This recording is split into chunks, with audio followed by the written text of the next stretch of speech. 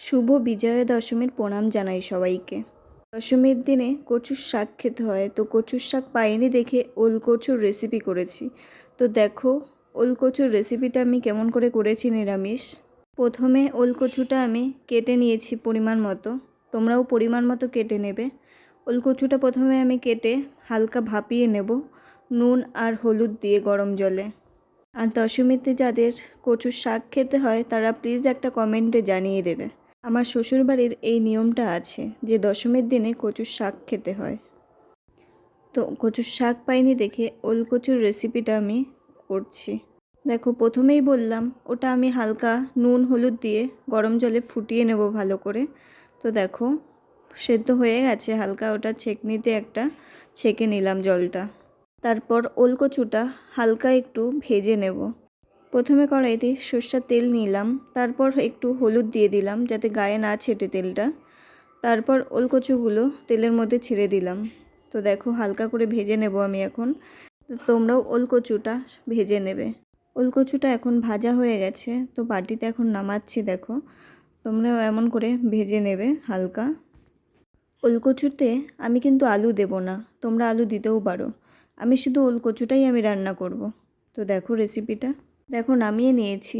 তো এখন ফোড়নে দেব। দেখো ওই তেলটার মধ্যে শুকনো লঙ্কা, সাদা জিরে আর একটা তেজপাতা দিয়ে ভালো করে নাড়িয়ে নেব। তোমরা সাদা জিরেও দিতে পারো ফোড়নে, আবার পাঁচফোড়নও দিতে পারো। আমরা সাদা জিরে দিয়েছি। তো দেখো মশলা দিলাম ধনে গুঁড়ো, জিরা গুঁড়ো। তারপর মশলাটা দিয়ে ভালো করে কষিয়ে নেব। তারপর পরিমাণ মতো টমেটো কুচি দিয়ে দিলাম। মশলাটার সাথে এখন কষাচ্ছি। দেখো একটু সামান্য জল দিয়ে দিয়েছি যাতে মশলাটা না লেগে যায়। দেখো মশলাটা এখন ভালো করে নাড়িয়ে নিচ্ছি। তো পরিমাণ মতো হলুদ দেব এখন। দেখো পরিমাণ মতো হলুদ দিলাম। তারপর ভালো করে মশলাটা কষিয়ে নেবে। পরিমাণ মতো নুন দেবে। তারপর মশলাটা ভালো করে কষিয়ে নিচ্ছি নুন দিয়ে। দেখো মশলা কষাচ্ছি ভালো করে, তোমরা এমন করে করবে। পরিমাণ মতো কাজু বাদাম বাটা দিয়ে দিলাম। তারপর ভালো করে মশলাটা কষিয়ে নেব। দেখো মশলা কষাচ্ছি এখন। মশলাটা ততক্ষণই কষাবে যতক্ষণ না গা থেকে তেল ছাড়বে। এরকম আমাদের মশলাটা কষানো হয়ে গেল। তো এখন ভেজে রাখা ওল কচুটা এখন কড়াইয়ে দিয়ে দিলাম। তারপর ভালো করে ওটা কষিয়ে নেব। দেখো তারপর একটু কালারের জন্য কাশ্মীরি লঙ্কার গুঁড়ো দেব। কাশ্মীরি লঙ্কার গুঁড়ো দিয়ে ভালো করে কষিয়ে নেব। যাদের যাদের ওল কচুর রেসিপিটা ভালো লাগবে, যারা ফেসবুক পেজে দেখছো অবশ্যই লাইক কমেন্ট শেয়ার করবে, আর যারা ইউটিউবে দেখছো তারা একটা সাবস্ক্রাইবার করে দিয়ে আসবে।